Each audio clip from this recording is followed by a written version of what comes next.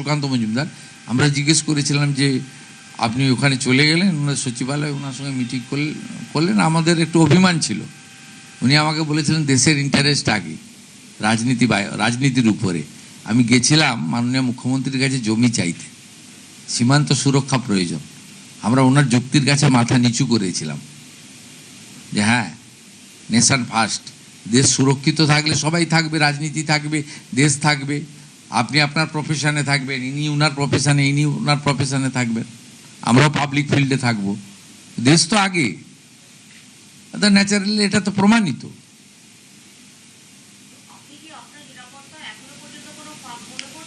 আপনি কেন এই প্রশ্ন আমাকে ঘুরিয়ে ফিরিয়ে করছেন? শুধু আমি তো নয়, কালকে এসটিএফ বলবে, আপনি কালকে শুনবেন। Our MOS Umesh Rai also এই স্ক্যানারের মধ্যে ছিল, বাকিটা আমি বলছি না। It's a very sensitive issue, please এর থেকে বেশি আমাকে দিয়ে বলাবেন না। STF will organise a press conference tomorrow, they will speak. ওদের এখনো অনেক কিছু জানা বোঝা বাকি রয়েছে, ওটা ডিজিপি সাহেব বলে দেবে। এর মধ্যে পলিটিক্যাল পার্সন, মুখ্যমন্ত্রী, মন্ত্রীদেরকে ইনভলভ করবেন না।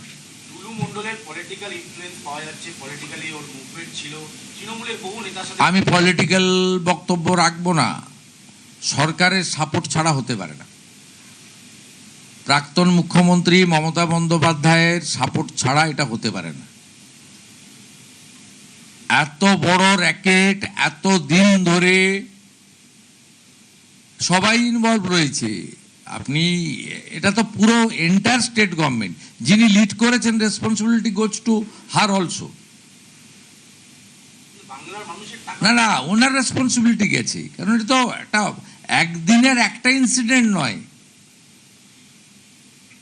আমার পিরিয়ডেও তো ইনসিডেন্ট ঘটছে, তার জন্য তো আমি রেসপন্সিবিলিটি নয়, কিন্তু ঘটনার পরে যে অ্যাকশনগুলো আমার নেওয়া উচিত as a head of the government, সেটা আমি পারফর্ম করছি কিনা দেখুন। তার মধ্যে ত্রুটি থাকলে সমালোচনা করতে পারেন,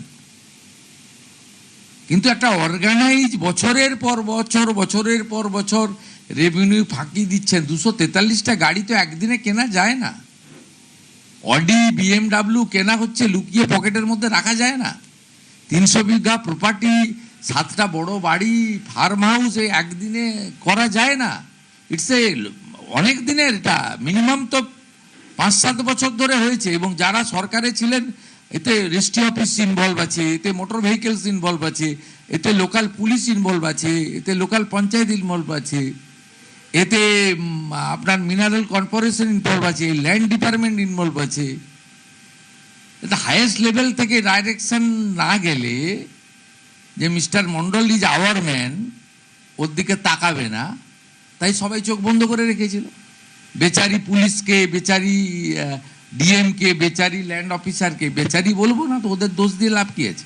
ওদেরও কারোর বিরুদ্ধে কিছু ভূমিকা থাকলে, ল্যান্ড ডিপার্টমেন্ট, পুলিশ, তাদের বিরুদ্ধেও আমাদের যে অ্যাকশন নেওয়া হবে। আমরা তো ওদেরকেও তো ছাড় দিচ্ছি না। কিন্তু আমি মনে করি এই অর্গানাইজ ক্রাইম সিন্ডিকেট এবং রেভিনিউ যে আমাদের সাইফন করা হয়েছে, যেটা এখানে এলে আরো হসপিটাল, আরো স্কুল বিল্ডিং বানানো যেত, আরো কয়েক লক্ষ ছেলেকে চাকরি দেওয়া যেত, ছেলে মেয়েকে, সেটা যখন করতে দেওয়া হয়নি এবং এত দিন ধরে এত বড় র্যাকেট চালানো হয়েছে, এটা হেড অফ দি ইনস্টিটিউশনের কনকারেন্স ছাড়া হতে পারে না, কখনোই হতে পারে না। এবং এক্ষেত্রে যারা ওয়াচডগের ভূমিকা ছিল অন্য যারা, তাদেরও সচেতনতার অভাব ছিল বা প্রতিবাদ করতে গিয়ে করতে পারেননি যে কোনো কারণে। আমাদের রাজ্যের রাজকোষে ঘাটতি ছিল, হিউজ ডেট ছিল, যেটা স্বাধীনতার পরে সম্ভবত এত বেশি খুব একটা কোথাও দেখা যায়নি। আপনি বলছেন একটা জেলায় একটা বিষয়ে 15,000 কোটি টাকা লস হয়েছে, আপনারা কি ফার্দার এরকম বিভিন্ন জেলায় প্রয়োগ করার কোনো পরিকল্পনা গভর্নমেন্টের রয়েছে যাতে? আরে স্যান্ডে আছে ইস্ট বারোয়ানে, এত বড় র্যাকেট না থাকলেও তো আছে। ওরা শুধু বালি ডাম্পিং করে দিয়ে গেছিল পূর্ব বর্ধমানে ক্ষমতায় আসার পরে বেচে দেবে বলে, আমাকে ডিস্ট্রিক্ট ম্যাজিস্ট্রেট জিজ্ঞেস করলো, স্যার কি করব? অকশন করবেন। 13.5 কোটি টাকা অকশন করে রাজ্য সরকারের রেভিনিউতে ঢুকিয়েছে। মানে ওই ডাম্পিং করে রেখে দিয়েছিল, মানে নদীর পাড়গুলোতে জমা করে রেখে দিয়ে গিয়েছিলেন তৃণমূলের নেতারা বিক্রি করবেন বলে জেতার পরে। আমাকে বললেন এটা কি করে বিক্রি করা যাবে, করবেন? আমি বললাম অকশন করে দেবেন, নিলাম করবেন। করে দিয়ে 13.5 কোটি টাকা। আমি একটা ছোট উদাহরণ দিলাম আপনার।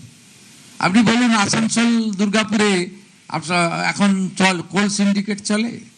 নো। আপনি সুপারি গাড়ি চলে যেগুলো চালান ছাড়া? সদিচ্ছা থাকলে উপর থেকে ঠিক করতে হয়। 14 তলা যদি চোখ খুলে রাখে, ওইখান থেকে ইনস্ট্রাকশন যা যায় নিচ পর্যন্ত তাই হয়। ইনস্টিটিউশনাল করাপশন তখনই হয় যখন হেড অফ দি ইনস্টিটিউশন নিজে করাপশনকে এনকারেজ করে, তখনই হয়। আর যখন হেড অফ দি ইনস্টিটিউশন বলে যে নো করাপশন, করলে ছাড়া হবে না, তখন সব বন্ধ হয়ে যায়। সবাই তো অভ্যাসের দাস না, আপনি আমি সবাই অভ্যাসের দাস। হ্যাঁ, কে? ওটা তো অন্য ইস্যু, ওটা নিয়ে আজকে না আমি বলতে পারবো না, ইনভেস্টিগেটিং এজেন্সি বলবে। আপনাকে তো আমি বলছি, আপনি তো রেজাল্ট পেতে শুরু করেছেন। এই রকম ক্র্যাকডাউন তো আপনারা দেখেছেন, ইডি সাধারণত করে, সিবিআই করে। হ্যাঁ, তারা ভেরি কম্পিটেন্ট ইন্টারন্যাশনাল অর্গানাইজেশন। কিন্তু বেঙ্গল পুলিশ তো এই ধরনের ক্র্যাকডাউন কবে করেছে মনে আছে আপনার? আপনি you are very senior journalist, মনে আছে?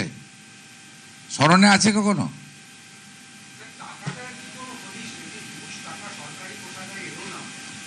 পেয়ে গেছি তো আমরা 93 কোটি টাকা, আর সঙ্গে 50 কোটি 150 কোটি টাকা তো হাতে এসে গেছে। সে তো ইনভেস্টিগেটিং এজেন্সি বলবে বিদেশে পাঠিয়েছে কিনা। উনি নিজে বিদেশে বসে আছেন, কেউ ভানুয়াতুতে বসে আছেন, তো বিদেশে তো গেছে টাকা। অনেকে বিদেশে যেতে চাইছেন চিকিৎসার নামে, আপনি তো যেতে চাইছেন না। আপনি তো চশমা পড়েছেন, আপনার পাওয়ার চশমা আছে, আপনার তো এখানেই চোখ দেখাচ্ছেন।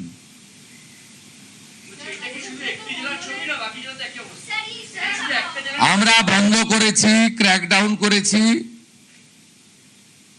আমাকে অর্থ সচিব বলেছে যে 12% রেভিনিউ গত বছরের থেকে এবছর বেড়েছে। মাত্র 10 সপ্তাহের সরকার, 11 সপ্তাহে চলছে। আপনি যখন দেখবেন এই ফাইন্যান্সিয়াল ইয়ার এন্ড হবে, আমার বিশ্বাস 20% অ্যাডিশনাল রেভিনিউ রাজ্য সরকার আর্ন করবে।